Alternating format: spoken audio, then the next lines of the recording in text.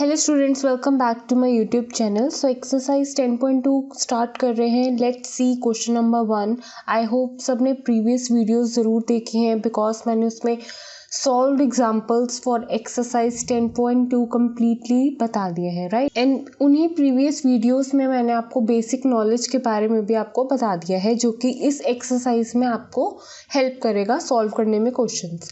Now let's see question number 1 and this question is very very easy. Just आपको एक magnitude निकालना है of the given vectors. सो यहाँ पे 3 गिवन वेक्टर्स हैं A, B, C। इनका जस्ट आपको मैग्नीट्यूड वैल्यू निकालनी है, दैट्स इट। सो सबसे A जो वैल्यू है A वेक्टर की that is I plus J plus K। So magnitude of A क्या होगा, रूट में 1 का स्क्वायर प्लस 1 का स्क्वायर प्लस 1 का स्क्वायर। सो यहाँ पर आपके पास जो वेक्टर कंपोनेंट के साथ जो कॉरस्पॉन्डिंग स्केलर वैल्यूज़ हैं वो क्या थी, सभी 1 थी पॉजिटिव। तो यहाँ पे उसका क्या हो गया, 1 का स्क्वायर एंड 1 का स्क्वायर। सो यहाँ पे √3 आया है इसकी वैल्यू। ऐसे ही मैग्नीट्यूड ऑफ B जब आप सॉल्व करेंगे तो 2 का स्क्वायर माइनस 7 का स्क्वायर माइनस 3 का square and that is, so this is √62। And similar way में हम निकालेंगे मैग्नीट्यूड ऑफ C। सो 1/√3 का स्क्वायर प्लस 1/√3 का स्क्वायर प्लस 1/√3 का square.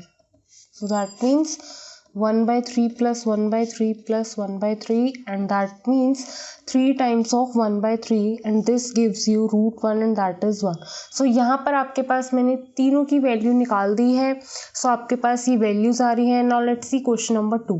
Right 2 different vectors having same magnitude. So यहाँ पे आपको 2 डिफरेंट वेक्टर्स की वैल्यू खुद से लेके एज एन एग्जांपल आपको लिखनी है 2 वेक्टर्स की वैल्यू। एंड वो 2 वेक्टर्स डिफरेंट वेक्टर्स होंगे लेकिन उनका मैग्नीट्यूड सेम आना चाहिए, राइट। सो सपोज अगर मैं A की वैल्यू लिख रही हूँ I plus J plus K।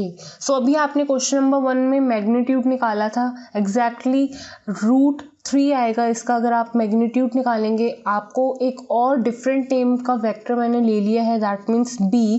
बस मैं उसमें क्या कर रही हूँ, एक साइन चेंज कर दूंगी, that's it. So B vector में मैं वैल्यू सिर्फ एक नेगेटिव लेकर आ जाऊंगी, बाकी जो वैल्यूज होंगी सेम A वेक्टर की तरह ही हैं।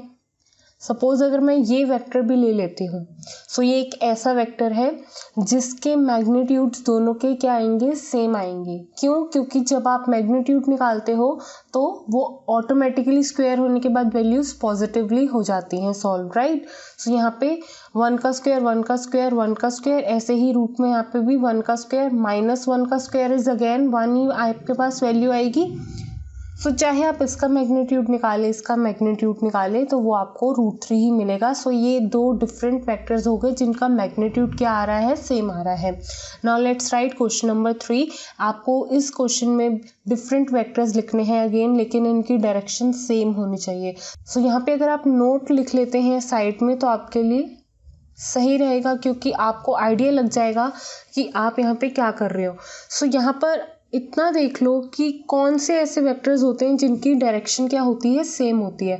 वो 2 ऐसे वेक्टर्स होते हैं, डिफरेंट वेक्टर्स तो होते हैं लेकिन सेम डायरेक्शन उन्हीं की होती है जिनके रेशोज सेम आए। सो अगर मैं यहाँ पे A वेक्टर के अंदर I plus 2J plus 3K लिख दिया है मैंने, एंड डिफरेंट वेक्टर की जो वैल्यू मैंने ली है, मतलब अगर आप इसको रेशो की फॉर्म में देखेंगे सो 1/3 1/3 1/3 आपको इस तरह से ही दिखेगा। सो ये B वेक्टर की वैल्यू है, ये A वेक्टर की वैल्यू है। अगर इनके रेशियो सेम है सो दैट मीन्स इनकी डायरेक्शन सेम है। सो यहाँ पे इतना लिख लो। सो क्वेश्चन नंबर 3 भी हमारा क्या हो चुका है, सॉल्व हो चुका है। Now let's see question number 4। Find the values of x and y so that the vectors this and this are equal. So आपको गिवन है कि आपके ये दोनों वेक्टर्स क्या है, इक्वल ही हैं। सो आपको वैल्यूज क्या फाइंड करनी है फिर, x एंड y की। सो अगर आपके वेक्टर्स इक्वल गिवन है तो डेफिनेटली आप किस तरह से लिख सकते हैं, like this. So automatically x की वैल्यू किसके इक्वल है, 2 के इक्वल है, एंड 3 की वैल्यू किसके इक्वल है, y के इक्वल। सो यहाँ पर आपके पास इस तरह से x की वैल्यू आ चुकी है एंड y की वैल्यू जो आपको बोला गया था फाइंड करने के लिए बहुत इजीली आपने फाइंड कर दी है। सो इस तरह के क्वेश्चंस आपको ऑलरेडी मैं सॉल्व एग्जांपल्स में भी बता चुकी हूँ। Now let's see question number 5। So find the scalar and vector components of the vector with the initial point this and the terminal point this. So यहाँ पर आपको क्या क्या फाइंड आउट करना है। सबसे पहली बात, आपको scalar and vector components find करने हैं किसी वेक्टर के, और वो वेक्टर आप खुद से जनरेट करने वाले हो। क्यों? क्योंकि वो आपको डायरेक्टली नहीं गिवन है, आपको उसका इनिशियल पॉइंट दे रखा है एंड टर्मिनल पॉइंट दे रखा है। सो आपके पास 2 पॉइंट्स हैं ऑन वेक्टर के, जो 2 पॉइंट्स आपको गिवन है, initial and the terminal point, उन्हीं की हेल्प से आप वेक्टर लेकर आएंगे और उस वेक्टर कि आपको क्या निकालनी है, vector components and scalar components. So suppose मैंने आपको ऑलरेडी बेसिक नॉलेज बता रखी है कि आपके पास scalar and vector components of vector क्या होते हैं। सो किसी को अगर नहीं पता है या फिर अगर प्रीवियस वीडियो मिस हो चुकी है बाय चांस, तो यहाँ पर देखो, सपोज मैंने एक वेक्टर की वैल्यू लिखी है like this, i + 3j + 4k। Suppose ये मेरा एक वेक्टर है a, ठीक है। सो यहाँ पर ये जो है i j k, ये क्या है, वेक्टर कंपोनेंट्स, और इसके साथ जो स्केलर वैल्यूज हैं, स्केलर कंपोनेंट्स हैं वो, दैट मीन्स 1 3 4। सो यहाँ पर आपको ये स्केलर क्वांटिटीज में ही आपको पॉइंट मेंशन है किसी वेक्टर का। सो आपको कंप्लीट, अगर आपको वेक्टर की फॉर्म में देखना होता है तो आप इस तरह से लिखते हैं, राइट। सो यहाँ पर अगर आपके पास, मैं अगर ये डायग्राम बनाती हूँ इस तरह से, ठीक है। सो 2,1 क्या होगा, सपोज ये मेरा 2,1 हो गया, -5,7 हो गया ये पॉइंट। सो अगर मेरा पॉइंट ए ये है, बी ये है, ठीक है। सो ये ओरिजिन है। सो एक आपका पोजीशन वेक्टर ये बनेगा, ठीक है, जिसका पॉइंट ये है, इससे आपका एक वेक्टर बन के आएगा, ठीक है। ऐसे ही एक पोजीशन वेक्टर क्या बन गया है, ये, ठीक है।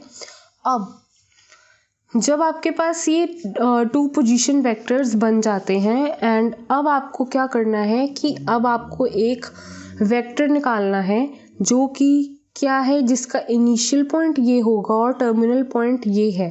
सो दैट मीन्स, सो आपको ये वैल्यू निकालनी है, ठीक है। सो ये मैं ऑलरेडी आपको बता चुकी हूँ प्रीवियस वीडियो में हम ये कैसे निकालते हैं, राइट। बस आपको इतना ध्यान रखना होता है कि आपका इनिशियल पॉइंट क्या है, आपको लेट करना है, लेट, क्योंकि गिवन है यही पॉइंट आपका इनिशियल है, चाहे आपने उसको नाम a दिया है, चाहे b दिया है, चाहे c दिया है, या कुछ भी XYZ नेम दिया है।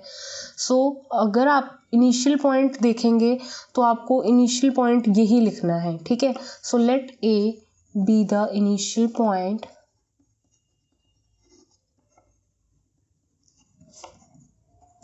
And B be the terminal point, ठीक है। सो अगर ऐसा है तब आपका पास ए बी की वैल्यू, जो आप ये वेक्टर निकाल रहे हैं joining the initial point and the terminal point, तो वो वेक्टर का नाम है ए बी, जिसका इनिशियल पॉइंट है ये, टर्मिनल पॉइंट कहाँ पर ख़त्म होता है ये। सो ए बी नाम का जो वेक्टर निकल के आएगा, तो उसमें क्या होगा, आपके पास पोजीशन वेक्टर आपको OB में से, अगर आप पोजीशन वेक्टर OA निकाल देते हैं, माइनस कर देते हैं, अगर position vector OB minus position vector OA कर देते हैं, तब आपका ये आंसर आ जाता है। मतलब जो आप चाहते हैं the vector AB, that means ऐसा वेक्टर जिसका इनिशियल पॉइंट तो ये हो एंड टर्मिनल पॉइंट ये हो, तब जाकर आपको ये वैल्यू मिलेगी जब आप पोजीशन वेक्टर OB में से OA डिडक्ट करेंगे, ठीक है। सो अगर सपोज करो इसका नाम B रख देती मैं इनिशियल पॉइंट का, और इसका नाम मैं A रख देती टर्मिनल पॉइंट का, तब आप क्या लिखते फॉर्मूले के अकॉर्डिंगली, तब बस आपका पोजीशन वेक्टर क्या होता, OA माइनस OB ही, ठीक है। सो ये है कि डिपेंड करता है कि आप नेमिंग क्या दे रहे हो। सो यहाँ पर पोजीशन वेक्टर ओ बी निकालना कोई मुश्किल बात नहीं है। सो स्टार्टिंग में ही बोल रखा है मैंने, अगर आपके पास एक वैल्यू है जिसका ओरिजिन ये है एंड एक पॉइंट पे आपको वो गिवन है, तो ये आपको एक स्केलर वैल्यू में दिख रहा है। बस आपको अगर एक वेक्टर क्वांटिटी में देखना चाहते हैं तो ये कैसे दिखेगा आपको, -5i + 7j। सो ये एक पोजीशन वेक्टर आ गया है जिसका ओ एक क्या है, ओरिजिन से स्टार्ट हो रहा है वेक्टर, ठीक है। सो यहाँ पर ओ बी की वैल्यू क्या आएगी, -5i + 7j। ऐसे ही पोजीशन वेक्टर ओ ए की वैल्यू आएगी 2i + 1j। सो इसको हम सॉल्व करेंगे, आपके पास वो वैल्यू आएगी, that means vector A B. So अभी तो ये वेक्टर की वैल्यू आप लेकर आए हैं, एक्चुअल में आपको क्या निकालना है, आपको निकालना है जो भी वेक्टर आ चुका है उसकी स्केलर वैल्यूज बताइए एंड वेक्टर कंपोनेंट्स बताइए, ठीक है। सो पहले मैं इसको सॉल्व कर लेती हूँ। -5i - 2i, मैंने i वाली टर्म्स को एक साथ कंबाइन कर लिया है एंड j वाली टर्म्स को एक साथ कंबाइन कर लिया है। सो ये है मेरा वेक्टर जिसके बारे में मुझे, ये एक ऐसा वेक्टर आ गया है जिसकी मुझे स्केलर वैल्यूज स्केलर कंपोनेंट्स भी निकालने हैं एंड वेक्टर कंपोनेंट्स भी निकालने हैं। सो स्केलर कंपोनेंट्स तो ये हो गए -6, ये हो गए स्केलर कंपोनेंट्स एंड ये मेरे पास जो कंप्लीट वैल्यू है 7 - 7i ये एंड कंप्लीट 6j, ये हो गए मेरे पास वेक्टर कंपोनेंट्स, ठीक है। सो ये है आपका final answer for question number 5। I hope आपको क्लियर हो गया हो। अगर आपको किसी भी चीज़ में डाउट है, like what is position vector and how we find the vector from given initial and terminal points, तो ये सब मैंने आपको सारे सॉल्व्ड एग्जांपल्स फॉर एक्सरसाइज 10.2 में बता रखा है। सो आप वहाँ पे जाके डिटेल वीडियो भी देख सकते हैं। सो नेक्स्ट वीडियो में कंटिन्यू करेंगे from question number 6। Thank you students for watching this video. Please like, share and subscribe to my channel.